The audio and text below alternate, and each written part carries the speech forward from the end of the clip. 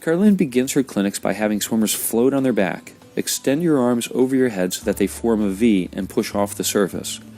Kick just enough so that your legs don't drop. There should be a 4 to 5 inch gap between your ear and your shoulder. This V makes you feel really wide, but if you start every stroke of backstroke with the hand in this position, you'll avoid one of the most common stroke errors, which is overreaching.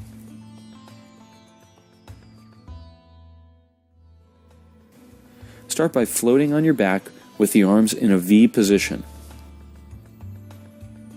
Now gradually move your hands to the center, to about high noon on the clock face, and notice how much extra tension this creates in your shoulders. Also notice what it does to your body position. Then bring your hands back to a V and hold it.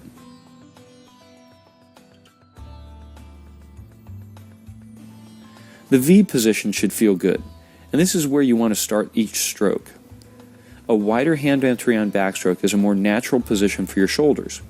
It allows for a greater range of motion and lays the foundation for a solid catch and pull. Once you've established your V position, swim a few lengths of double arm backstroke with either a flutter or breaststroke kick.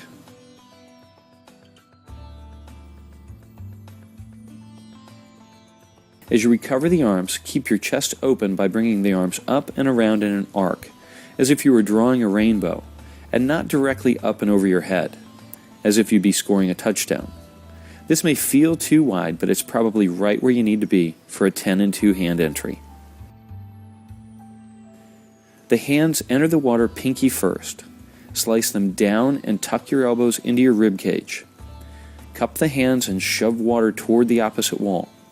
By tucking the elbows in, you establish a bent arm pull and avoid the common mistake of pulling with a straight arm.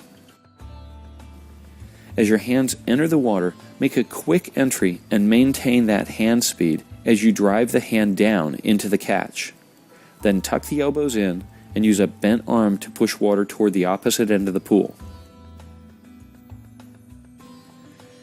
As you pull, keep the wrist firm and straight.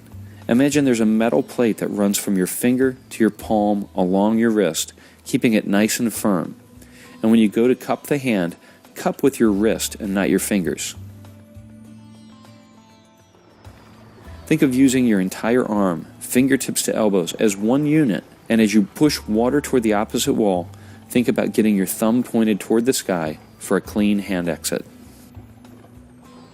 Notice how Carlin never lets the hands get stuck at the thighs.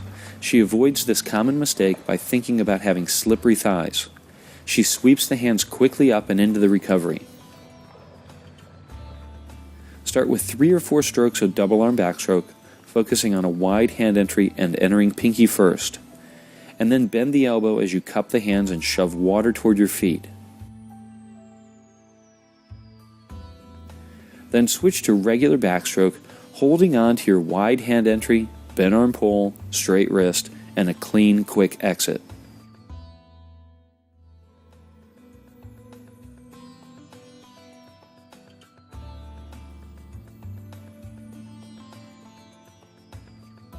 Swim a length with your chin tucked towards your chest and your eyes looking at your feet. Notice what happens to your hips and your kick.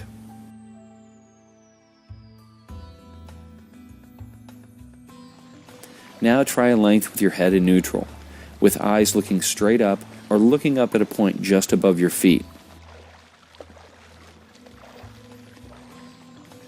Neutral usually feels better and faster because your body is more horizontal and your kick is more productive. Another good contrast drill is to swim one length of backstroke with a big bent knee kick, and one length with a small, quick kick, pointing your toes and allowing your toes to tap each other. Which feels more efficient? Which feels like it puts the body in a more horizontal position? Usually, the smaller your kick, the faster you'll go with the least expenditure of energy. And the smaller your kick, the easier it is to rotate your hips and maintain a quick rhythm with your arms.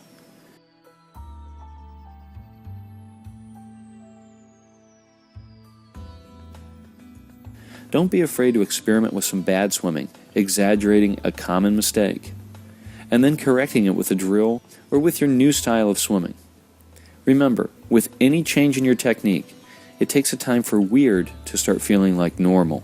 Contrast drills will help make you more aware of why the new technique is better.